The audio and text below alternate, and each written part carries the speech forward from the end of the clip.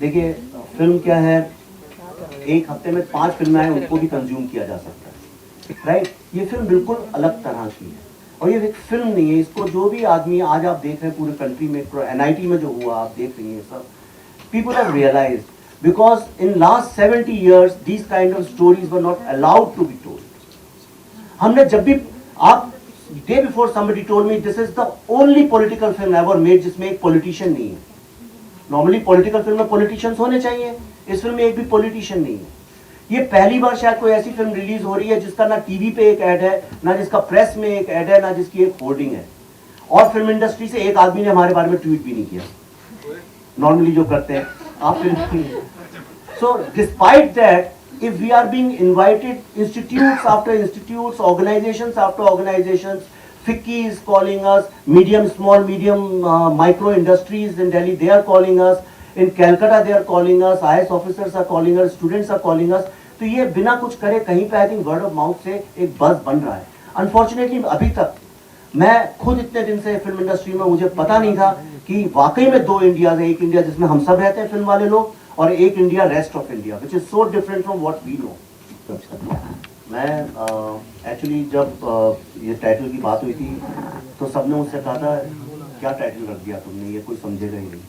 पर मैं ऑनेस्टली जहाँ भी जाता हूँ, जिस भी कॉलेज में जाता हूँ, उसके बहुत वीडियोज़ हैं, every student tells me sir what a brilliant title. The reason is कि जब इंडिया में जब बहुत सफरिंग बढ़ गई थी तब बुद्धा ने हमको एक दिशा, एक रास्ता दिखाया था, एक सोल्यूशन बताया था। आज प्रॉब्लम ये हो गया है, जो यंग इंडियन है, जो यंग लड़के लड़कियां हैं जिनके पास आइडियाज़ हैं, जो मेरिट पे इस सोसाइटी को चलाना चाहते हैं, जिनको हम बुद्धा बोलते हैं, बुद्धा का मतलब कॉर्पोरेट जार्गन में भी वही होता है, तो वो they find themselves stuck in a traffic jam. तो इसका मकसद ये है, और आई थिंक जब आप फिल्म देखते हैं तो अपने आप सार्थक हो जाता है वहाँ पे।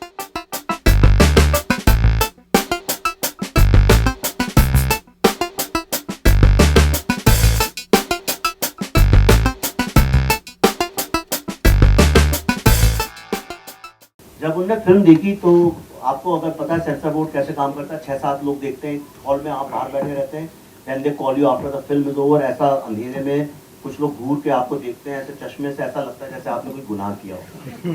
तो जब मैं आके ऐसे ही खड़ा हुआ, यहाँ सामने खड़ा कर देते हैं, जैसे स्कूल में नहीं बच्चे को खड़ा करते हैं टीचर लोग, तो ऐसे मुझे खड़ा किया गया। तो उनमें से एक सज्जन ने बोला, देखिए इस फिल्म में मेरे हिसाब से कम 150 से 170 कट होने चाहिए, लेकिन आपकी अगर ये फिल्म में काट देंगे तो इस फिल्म का कुछ मतलब नहीं रहेगा, और हमें लगता है ये फिल्म लोगों को देखना बहुत जरूरी है, तो इसलिए हम इसको बिना किसी कट के रिलीज करते हैं।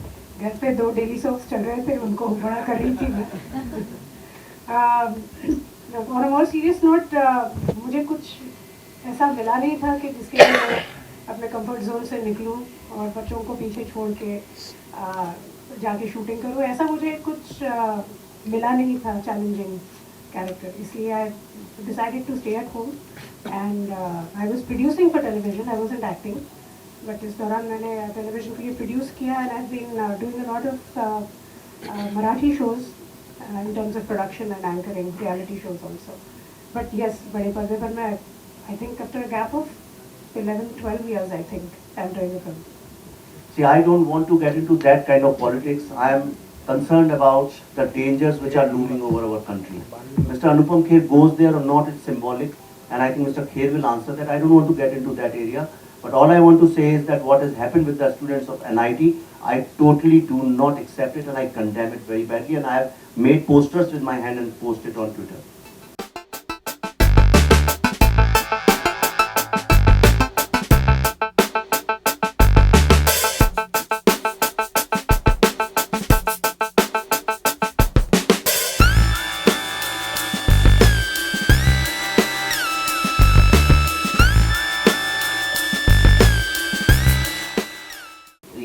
आई एम कोट अनकोट, जो सेंसर वालों ने बोला, उनने मुझे 3 चीजें और बोली।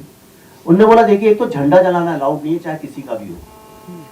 दूसरा उनने मुझसे बोला कि भारत माता शब्द के साथ गाली गलौज अलाउड नहीं है। और तीसरा उनने बोला 26 जनवरी के साथ आप गाली नहीं दे सकते। गाली मतलब कोई बोलो 15 अगस्त, 2 अक्टूबर, 26 जनवरी को।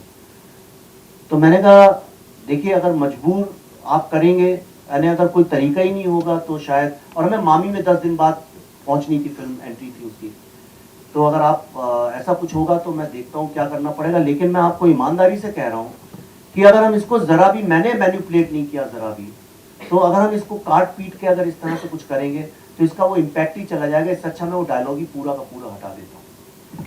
Then there was a lady who was a 35-40-year-old lady, and she said, I object to it. She told the member, she said, sir, we should release this film without any cuts. Then they asked me to wait outside for 5 minutes, then they called me and they said, congratulations. Of course, when we saw the first clipping or the story, definitely we fell in love with that. But this is something which probably we all have come across during their studies, during our studies. Maybe we are not personally involved, but we have seen this happening in many places in many ways. So this subject has come, and we felt it's our duty to spread it to maximum number of people, whichever way we can. So we have immediately confirmed that we'll be distributing this movie at the maximum way we can.